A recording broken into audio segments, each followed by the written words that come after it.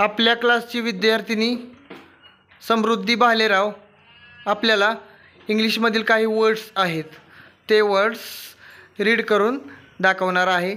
So Samruddhi please start.